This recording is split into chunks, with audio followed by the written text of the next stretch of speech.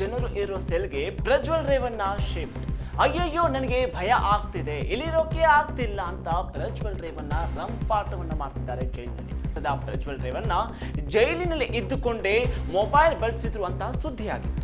ಒಬ್ಬ ಸಂಸದರಾಗಿ ಹೀಗೆ ಮಾಡಿರುವುದು ಎಷ್ಟು ಸರಿ ಎಂದು ರಾಜ್ಯದ ಜನ ಕಿಡಿಕಾರಿದ್ರು. ಇದು ಕಾನೂನಿನ ವಿರುದ್ಧ ಎಂದು ಡಿಜಿಪಿ ಅಲೋಕ್ ಕುಮಾರ್ ಅವರೇ ಇದಕ್ಕೆ ರಿಯಾಕ್ಟ್ ಮಾಡಿದ್ರು.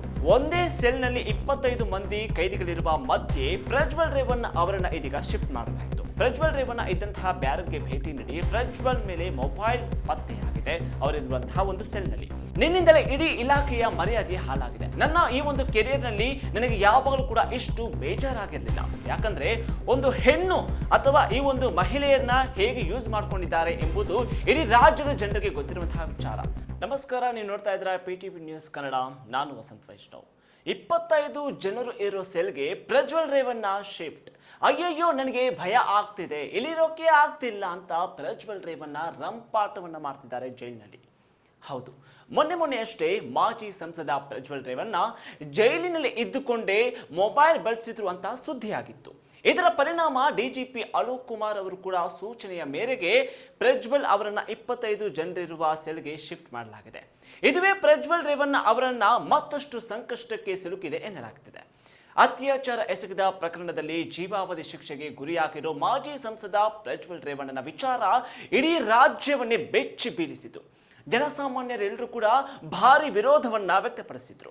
ಒಬ್ಬ ಸಂಸದರಾಗಿ ಹೀಗೆ ಮಾಡಿರುವುದು ಎಷ್ಟು ಸರಿ ಎಂದು ರಾಜ್ಯದ ಜನ ಕಿಡಿಕಾರಿದ್ರು. ಆದರೆ ಇದೇ ಪ್ರಕರಣಕ್ಕೆ ಸಂಬಂಧಿಸಿದಂತೆ ನ್ಯಾಯಾಲಯ ಪರಪ್ಪನ ಅಗ್ರಹಾರ ಜೈಲಿಗೆ ಶಿಫ್ಟ್ ಮಾಡಬೇಕು ಅಂತ ಆದೇಶವನ್ನು ಕೂಡ ಹೊರಡಿಸಿತ್ತು. ಆದರೂ ಕೂಡ ಜೈಲಿನಲ್ಲಿದ್ರೂ ಕೂಡ ಬಿಡದ ಚಟ ಮತ್ತೆ ಪ್ರಜ್ವಲ್ ಮೊಬೈಲ್ ಅನ್ನ ಬಳಸಿದ್ದಾರೆ. ಇದು ಕಾನೂನಿನ ವಿರುದ್ಧ ಎಂದು ಡಿಜಿಪಿ ಅಲೋಕ್ ಕುಮಾರ್ ಅವರೇ ಇದಕ್ಕೆ ರಿಯಾಕ್ಟ್ ಮಾಡಿದ್ರು.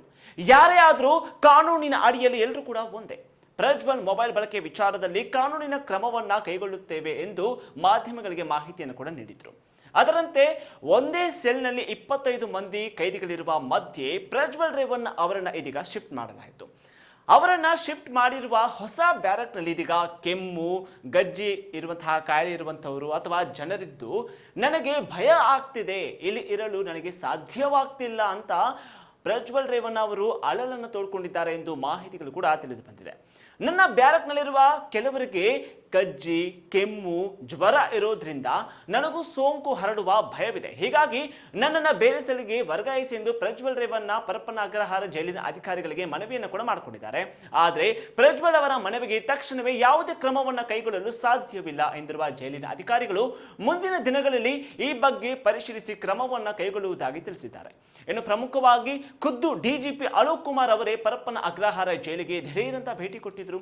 ಹಲವು ಬ್ಯಾರಕ್ಗಳನ್ನು ಪರಿಶೀಲಿಸಿದ್ರು. ಇದೇ ವೇಳೆ ಪ್ರಜ್ವಲ್ ರೇವಣ್ಣ ಇದ್ದಂತಹ ಬ್ಯಾರಕ್ಗೆ ಭೇಟಿ ನೀಡಿ ಪ್ರಜ್ವಲ್ ಮೇಲೆ ಮೊಬೈಲ್ ಪತ್ತೆಯಾಗಿದೆ. ಅವರಿರುವಂತಹ ಒಂದು ಸೆಲ್ನಲ್ಲಿ. ಈ ಒಂದು ವಿಚಾರಕ್ಕೆ ಗರಂ ಆಗಿದ್ದು ಪ್ರಜ್ವಲ್ ಅವರನ್ನ ತೀವ್ರ ತರಾಟೆಗೆ ಕೂಡ ತೆಗೆದುಕೊಂಡಿದ್ದಾರೆ ಡಿಜಿಪಿ ಅಲೋಕ್ ಕುಮಾರ್ ಅವರು. ನಿನ್ನಿಂದಲೇ ಇಡೀ ಇಲಾಖೆಯ ಮರ್ಯಾದೆ ಹಾಳಾಗಿದೆ. ನನ್ನ ಈ ಒಂದು ಕೆರಿಯರ್ನಲ್ಲಿ ನನಗೆ ಯಾವಾಗಲೂ ಕೂಡ ಇಷ್ಟು ಬೇಜಾರಾಗಿರಲಿಲ್ಲ. ನಾನು ನಿಮ್ಮಿಂದ ತಲೆ ತಗ್ಗಿಸುವಂತಾಯಿತು ಅಂತ ಅಲೋಕ್ ಕುಮಾರ್ ಅವರು ತಮ್ಮ ಆಕ್ರೋಶವನ್ನ ಪ್ರಜ್ವಲ್ ಮುಂದೆ ವ್ಯಕ್ತಪಡಿಸಿದ್ದಾರೆ. ಇನ್ಮುಂದೆ ಆದರೂ ನೆಟ್ಟಿಗಿರಿ, ಜೈಲಿನ ನಿಯಮಾವಳಿಯನ್ನು ಪಾಲಿಸಲೇಬೇಕು, ಎಲ್ರಿಗೂ ಕೂಡ ಕಾನೂನು ಎಂಬುದು ಒಂದೇ ಅಂತ ಸ್ಪಷ್ಟವಾಗಿ ಹೇಳಿದ್ದಾರೆ. ಇನ್ನಾದರೂ ಪ್ರಜ್ವಲ್ ಅವರು ಇದನ್ನ ಎಚ್ಚೆತ್ತುಕೊಂಡು ತಮ್ಮ ತಪ್ಪನ್ನ ತಿದ್ದುಕೊಳ್ತಾರಾ ಇಲ್ವಾ? ಪ್ರಜ್ವಲ್ ರೇವಣ್ಣ ಮಾಡಿರೋ ಮಾನವೀಯತೆ ಅಥವಾ ಈ ಒಂದು ಮಾನವೀಯತೆ ಕೆಲಸ ಏನಿದೆ ಇದು ಇಡೀ ರಾಜ್ಯ ಇದೀಗ ಬೆಚ್ಚಿ ಬೆರಗಾಗ್ತಾ ಇದೆ. ಇಂಥ ಕೆಲಸ ಯಾರಾದರೂ ಮಾಡ್ತಾರಾ?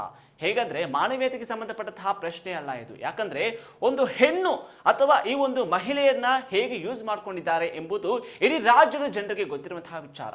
ಹಾಗಾಗಿ ಪ್ರಜ್ವಲ್ ರೇವಣ್ಣ ಮುಂದಿನ ದಿನಗಳಲ್ಲಿ ಅವರು ಏನು ಜೈಲಿನ ಅಧಿಕಾರಿಗಳಿಗೆ ಕೊಟ್ಟಿರುವಂತಹ ಈ ಒಂದು ಮನವಿಗಳು ಏನಿದೆ, ಮನವಿಯಂತೆ ಬೇರೆ ಸೆಲ್ಗೆ ಜೈಲಿನ ಅಧಿಕಾರಿಗಳು ಶಿಫ್ಟ್ ಮಾಡ್ತಾರಾ ಇಲ್ಲವ ಎಂಬುದನ್ನು ಕಾದು ನೋಡಬೇಕಾಗಿದೆ. ಮತ್ತಷ್ಟು ಅಪ್ಡೇಟ್ಸ್ಗಳಿಗಾಗಿ ನೋಡ್ತಾ ಇರಿ PTV ನ್ಯೂಸ್ ಕನ್ನಡ.